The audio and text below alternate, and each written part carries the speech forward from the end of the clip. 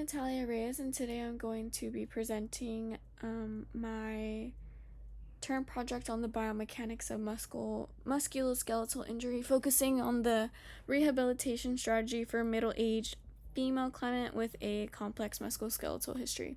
So my client is my mom. She's 49 years old. Her sleeping pattern from day to day is 7 to 8 hours a night. She drives 10 hours a week, and her physical activity ranges 1 to 2 hours a day during the week. She also sits a lot because she does work from home as well. So for her clinical history, she was in her childhood, it included scoliosis with recurrent lumbar strains and sprains and a significant knee injury, specifically a torn ACL sustained at 18 years old. Initially, due to a lack of medical insurance, the ACL injury was managed conservatively without surgical reconstruction, resulting in secondary complications like knee buckling and hyperextension.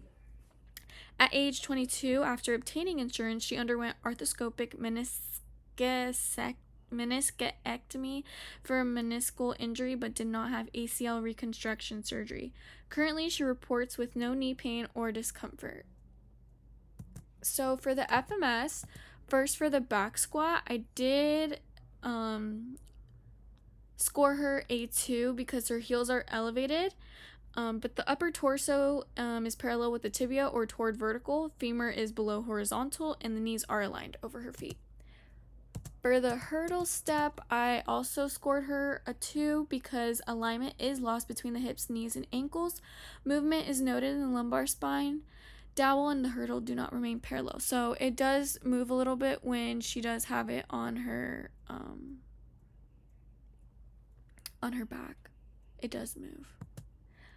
For the inline lunge, I did score her a 2. The dowel contact is not maintained. Dowel does not remain vertical. The movement noted in the torso, dowel, and feet do not remain in sagittal plane.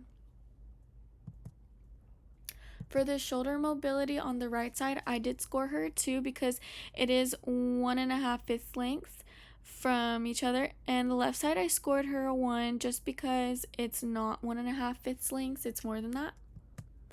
For the active scapular activity, she passed with no discomfort or pain. For the active straight leg raise, I scored her a 3. She did this with no pain or discomfort.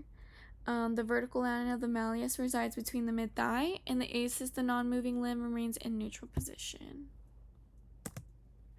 So for the trunk stability push-up, I scored her a 2 because her thumbs are aligned with her clavicle. That's one. And then also because her body also does come up as one, and she does go down and gets to her chest, and she goes back up. For the spinal extension clearing test, she did pass this with no pain or discomfort.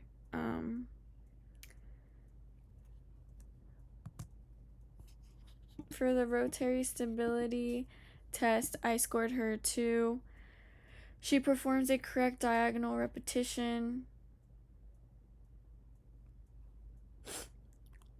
but she does make contact with that elbow and foot nicely and slowly. For the lumbar spine flexion, I passed her because she did this very easily with no pain or discomfort as well. So for the FMS scoring sheet, she ended up getting a 14. She scored 2 on deep squat. Hurdle step, she scored 2. Inline lunge, she scored 2. For her shoulder mobility, she scored a 1, then a 2. Active straight leg raises are 3s. Trunk stability push-up is a 2. And then she passed all the clearing tests, and her total score is, again, 14. So her limitations, she has limited ankle dorsiflexion, which is impairing the proper foot mechanic and kinetic chain activation. She has underactive core musculature, likely compromising lumbopelvic stability. posterior pelvic tilt causing altered pelvic alignment and hamstring glute length tension imbalances. She has underactive gluteal muscles, especially the gluteus medius and maximus, diminishing hip joint stability and increasing risk for lower extremity valgus collapse. She also does have restricted shoulder mobility and impaired rotational stability, indicating upper kinetic chain compensation patterns.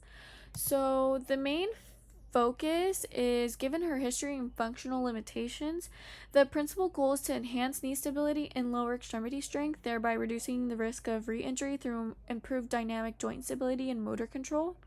Also with her core stabilization.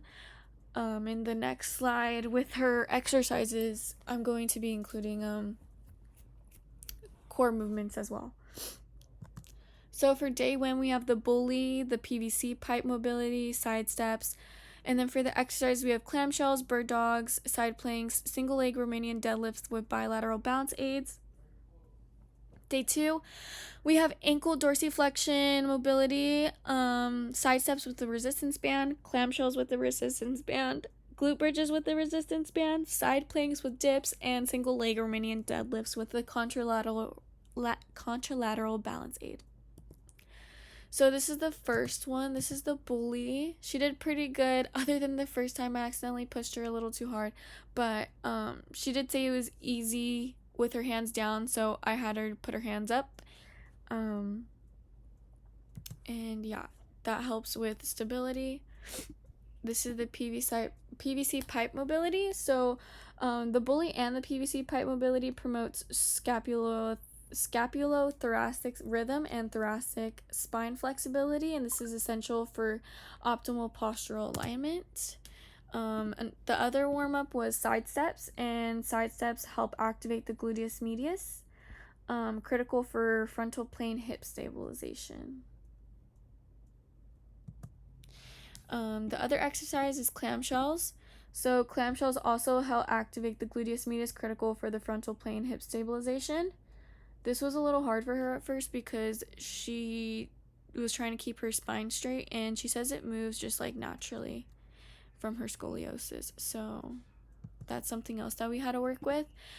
We did bird dogs. Bird dogs enhance cross body neuromuscular coordination and strengthen the lumbar multifidus and transverse abdominis, key for deep core stabilizers. On this one, I was helping her correct her posture because her leg kept rotating inward and her back also kept rotating inward. These are the side planks. She held them up for 15 seconds on each side. This engages the lateral core muscles, including the quadratus lumborum and obliques, improving trunk stability. She did really good on these. So the next one and the last one for day one is the single leg Romanian deadlift with bilateral balance aids. So this targets eccentric control of the posterior chain muscles, the gluteus medius, hamstrings, and improves proprioceptive feedback, crucial for controlling knee valgus and protecting the ACL. In the video, the single leg RDL shows controlled pelvic rotation and hip hinges mechanics, indicating effective neuromuscular engagement and balance retraining.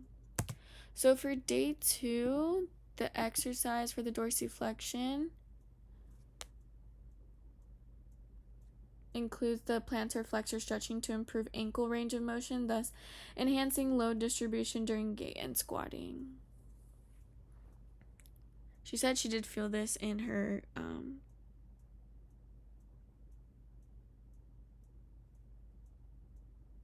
legs. With the second exercise for the warm-up is side steps with a resistance band.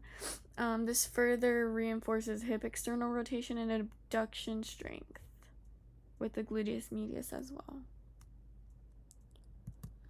The next one is clamshells with a resistance band. It does the same thing, helps the gluteus medius.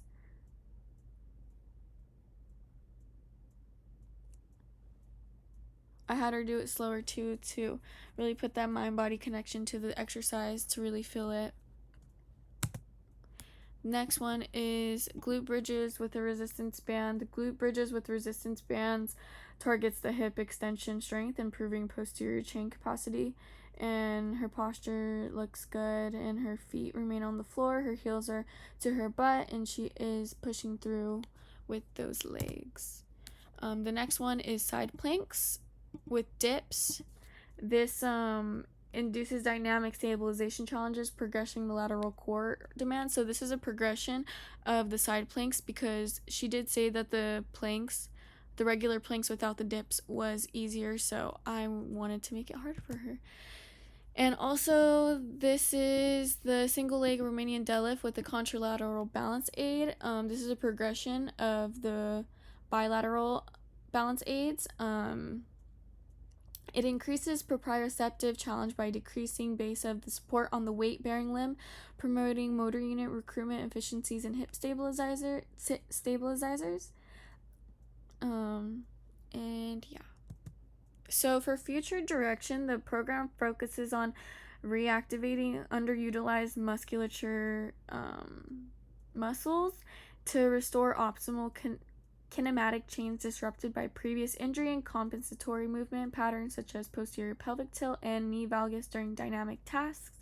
Increasing ankle dorsiflexion mobility is vital for normalizing ground reaction force, transmission, and knee joint loading patterns, thereby decreasing abnormal shear forces that risk re-injury.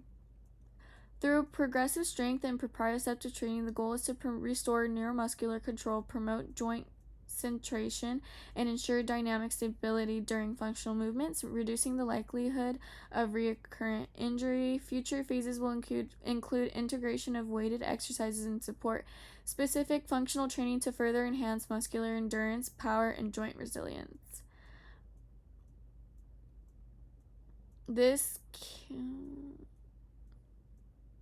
Thank you.